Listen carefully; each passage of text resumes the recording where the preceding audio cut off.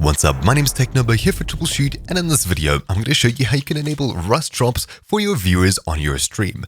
Note this isn't a viewer's guide, this is a streamer's guide. If you're interested in enabling Rust drops for watching streams, click the first link in the description down below. So first of all, head across to Twitch, then make sure that you're signed in. I'm using my alternate Twitch account here for the ZA Collective. Simply click your icon in the top right, and then head across to Creator Dashboard. When you're on the Creator Dashboard, on the left-hand side, locate Drops. Then we'll see all of these over here.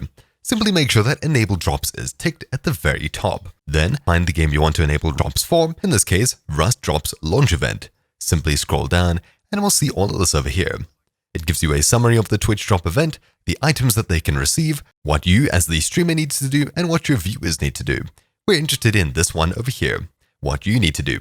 Connect your Twitch account with the account for Rust, and then to simply play Rust, go live, and make sure that on your stream manager, the stream category is set to Rust. So let's go ahead and do this now. You can either click Connect here, or click Connect down here. I'll click the one at the bottom. It simply opens up in a new tab. This is the same place that viewers go. When you get to this page, simply scroll down and link your Twitch account.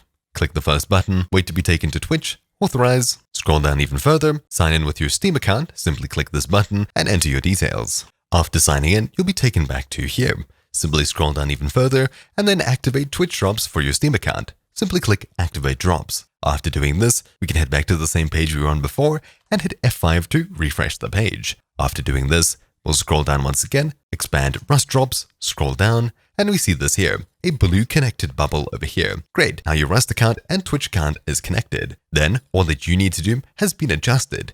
Play Rust, go live, and make sure that on your stream manager, the stream category is set to Rust. Simply click the stream manager link over here, and we'll be taken across to the stream manager. You can also get here from Twitch by clicking your image in the top right, and then head across to Video Producer. Then on the left-hand side, simply click Stream Manager. So now that we're here, all we have to do is on the right-hand side, click Edit Stream Info, and then inside of here, we'll change the category to Rust.